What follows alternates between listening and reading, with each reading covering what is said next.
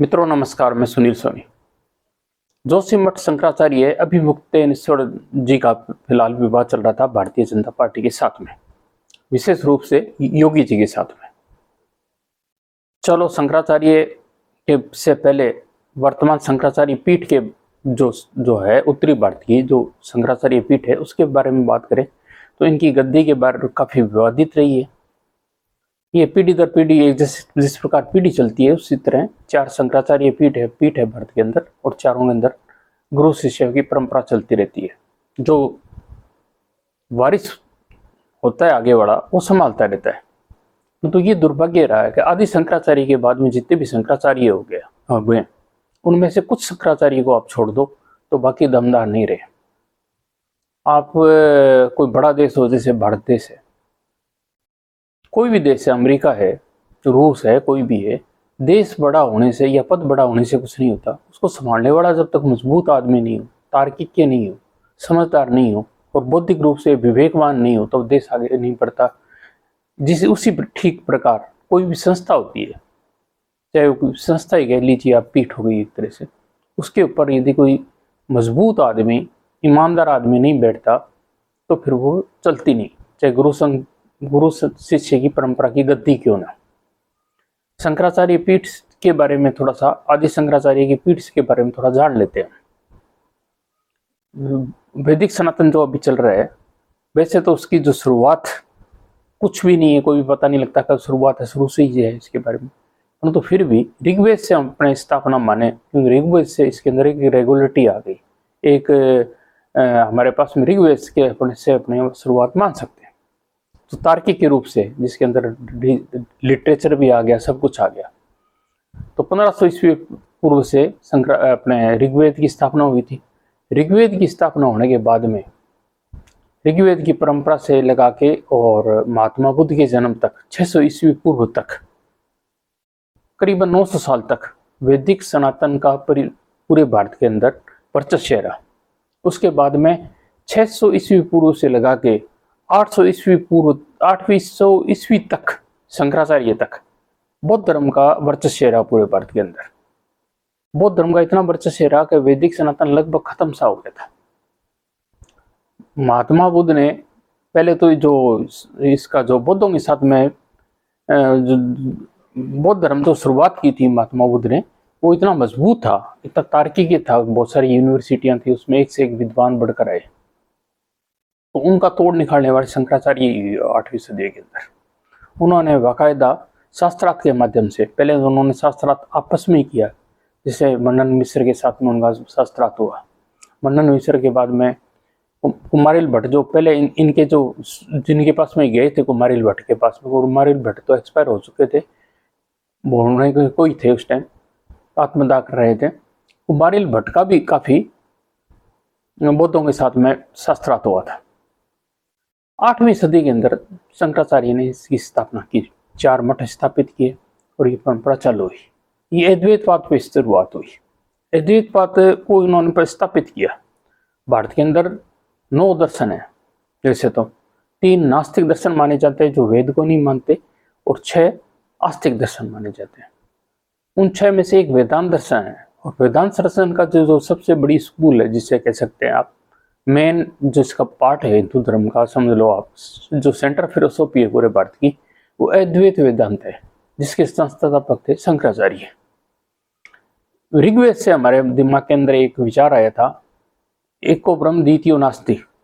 ये था, ये विचार आने से पहले क्या था कि बहुत सारे देवी देवताओं की पूजा की जाती थी प्रकृति की, जैसे अग्नि हो गया, इंद्र हो गया, वायु हो गया, प्राकृतिक शक्ति। सर्व खलिदम ब्रह्मम का विचार था, इन प्रकृति की पूजा की जाती थी, प्रकृति को ही ब्रह्मांड या ब्रह्म माना जाता था पूरा। फिर इसके अंदर ये दिमाग में आया कि यार ये है कौन सी आखिर में, तो ये धीरे धीरे आगे इसके बारे में चलता रहा। फिर ये बाद में दिमाग में आया, उपनिषदों के समय ये बात स्पष्ट हो गई कि इसके अंदर 2 प्राकृतिक शक्तियां हैं, एक तो जड़ है, एक चेतन है। जड़ के अंदर फिर 5 तत्व और माने जा सकते हैं, पहले एलिमेंट माने जाते थे, जिसमें वायु हो गया, पृथ्वी हो गया, आकाश हो गया, पानी हो गया, ये इसके अंदर तत्व हो गया। 5 तत्व हो गए, और 5 तत्वों को आपने मान लिया फिजिकल रियलिटी जिसे कह सकते हैं, भौतिक पदार्थ, ये 5 हो गए। ये तो आगे जगत के अंदर और चेतन के अंदर, एक जो चेतना होती है, मनुष्य के अंदर चेतना होती है, जीवों के अंदर चेतना होती है, जीवन जिसे कह सकते हैं, लाइफ लाइन जिसे कह सकते हैं, कोई भी जीवित प्राणी के अंदर चेतना होती है, उस चेतना को भी एक पदार्थ मान लिया गया। शंकराचार्य ने एक पूरा इसका दिया, जगत मिथ्या, ब्रह्म सत्य, जगत मिथ्या, जीवो ब्रह्मेव नापरा। इसका मतलब ये हुआ कि ब्रह्म पूरी तरह से सत्य है, वो स्थायी है, और जो जगत है वो मिथ्या। मिथ्या का मतलब अस्थायी से था, उनका ऐसा नहीं था, अस्थायी है। जीवो ब्रह्मेव नापरा, ब्रह्म में और अपने जीव के अंदर कोई फर्क नहीं है। उन्होंने ईश्वर को अलग नहीं माना, ईश्वर को अंदर ही माना, यानी आत्मा से परमात्मा आप यहाँ कह सकते हो। ईश्वर आंतरिक वस्तु है, न कि बाह्य वस्तु है। इसी पे ये फिलोसॉफी टिकी हुई है। और इसको साबित करने के लिए उन्होंने ये जो जगत की मिथ्या के बारे में उन्होंने बात की थी, उसको कही उन्होंने कहा भाई आप कैसे कह सकते हो मिथ्या है।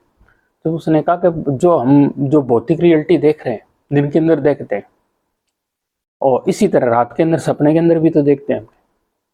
सपने में भी अपने गुस्सा आता है, लड़ाई भी करते हैं, सारी बातें होती है, परंतु उस टाइम तो कोई भौतिक वस्तु होती ही नहीं है, यानी सारा खेल दिमाग का है। एक नागार्जुन जी ने शून्यवाद दिया था। उन्होंने कहा था कि जो मुख्य कारण बताया था पूरे ब्रह्मांड का, वो शून्य पर लाके छोड़ दिया था। उसी शून्य को उन्होंने ब्रह्म बना दिया, उसको मेन पार्ट बना दिया उन्होंने, उसी को ब्रह्म बता दिया उन्होंने। ये एक दूसरे से एक तरह से नागार्जुन को शीर्षासन कराने वाली बात हो गई, या उस दर्शन को आगे बढ़ाने वाली बात हो गई, नाम और रूप परिवर्तन वाली बात हो गई। और उन्होंने कहा कि भाई ये तत्व, जैसे ये चेतना कैसे तत्व हो गया और ब्रह्म एक कैसे हो गया, उसके बारे में भी होता है। जैसे आप हो गए, मैं हो गया, यानी मैं बोल रहा हूँ, आप मेरी बात सुन रहे हैं, आप और मेरे तो अलग अलग हैं, फिर ये एक कैसे हो गए। तो उन्होंने उसका भी उदाहरण दिया कि जैसे लकड़ी के जितने भी फर्नीचर बने हुए हो, बहुत सारे हो, लकड़ी की कोई चीज़ बना दो, टेबल बना दो, कुर्सी बना दो, खाती आएगा तो वो तो ये कहेगा ना ये लकड़ी मानेगा उनको, लकड़ी से चीज़ें बनी है, वो तो और कोई भी चीज़ भी बना देगा। इसी प्रकार सोने के लिए सुनार है, तो उसके लिए अंगूठी भी वही हो गई, सोना हो गई, कंगन भी सोना हो गई, बाजूबंद हो गया तो भी सोना हो गया। जब सुनार से बात करोगे तो वो तो वेट के हिसाब से उसके पैसे देगा, वो देखेगा इसके अंदर सोना कितना है। यानी चेतना को एक तत्व मान लिया, और चेतना को एक तत्व मानना चाहिए। तो पूरे ब्रह्मांड के अंदर चेतना है, जितने जीव है उनके अंदर चेतना है, और वो निकल जाती है तो आदमी मृत हो जाता है। उन्होंने अपनी बात को पूरी तरह से प्रूफ करने की कोशिश की, और वास्तव में हकीकत ये है कि आज की तारीख में भी 2025 चल रहा है, अभी तक भी शंकराचार्य की फिलोसफी का कोई तोड़ नहीं निकला। उनकी फिलोसफी आज भी श्रेष्ठ है। ऐसी बात नहीं है फिलोसफरों की पूरे वर्ल्ड के अंदर कमी रही है। यूनान के अंदर बहुत ज़्यादा एक से एक बढ़कर फिलोसफर हुए, सुकरात हुए, अरस्तु हुए, प्लेटो हुए, सब फिलोसफरों की वर्ल्ड के अंदर कमी नहीं है। परंतु उसके बावजूद शंकराचार्य काफ़ी हद तक फिलोसफी के मामले में देखा जाए, दर्शन के हिसाब से देखा जाए तो श्रेष्ठ माने जाते हैं। परंतु ये शंकराचार्य जिस परंपरा की शुरुआत की थी, हिंदू धर्म को पुनर्स्थापित किया था, उस परंपरा को तोड़ने वाले भी हिंदू ही थे। ये रामानुजाचार्य के बाद में, यानी 8वीं सदी से लगा के 12वीं सदी के बीच में, यानी 400 साल तक उनकी फिलोसफी चली। उसके बाद में 400 साल के बाद में एक ब्रह्म के और जीव को अलग अलग कर दिया गया, यानी ईश्वर नाम की तीसरी थर्ड पार्टी के बारे में कल्पना कर ली गई। और ये कल्पना होते ही एक तरह से सगुण साकार की तरफ पूरी तरह से हिंदू धर्म डाइवर्ट हो गया, उसकी तरफ प्रवृत्त हो गया, और निर्गुण निरंकार यानी आत्मा परमात्मा वाला दर्शन था वो खत्म हो गया। यही जितने भी शंकराचार्य हैं, हकीकत में वो कहने को वो एक कहावत है मारवाड़ी के अंदर, खाए कसम का गीत बिरे के गए। तो वो बात है, शंकराचार्य भी जितने भी हैं, चारों है भी जितने भी शंकराचार्य हैं, वो हकीकत में जो कमा खा रहे हैं ना, वो शंकराचार्य के नाम पे रह रहे हैं, परंतु वो जो मान रहे हैं वो रामानुजाचार्य या बाद वाले जितने भी दर्शन है ना, उनकी ही मान रहे हैं। हकीकत में वो सारी देवी देवताओं को भी मान रहे हैं, और देवी देवताओं के आगे उन्होंने और भी गुड़ गोबर कर दिया हिंदू धर्म का। फिर देवताओं को सारे एक गाय के अंदर घुसेड़ दिया, और गाय के पीछे उन्होंने ये कहा कि भाई इसको माता घोषित की जाए। आपने तो माता मान लिया, परंतु सरकार कैसे मानेगी इसको? सरकार को सबको जवाब देना पड़ता है।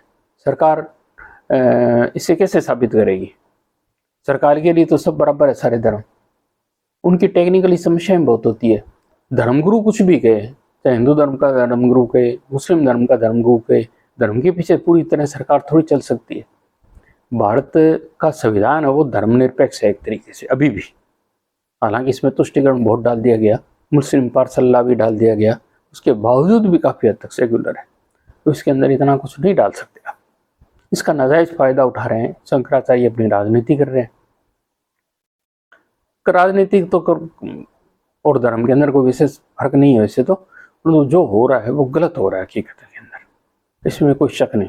शंकराचार्यों में लगातार दम होता तो ये सद्बुद्धि से काम लेते, हिंदुओं को वीर और मजबूत बनाने की कोशिश करते, हिंदू धर्म को आत्मा और परमात्मा पे लाते, गुड़ गोबर नहीं करते हिंदू धर्म का, पशु बत्ता नहीं चालू करते इसके अंदर, आत्म हिंदुओं को बोल्ड और मजबूत बनाने की कोशिश करते, उस हिसाब से फिलोसफी को डेवलप करते।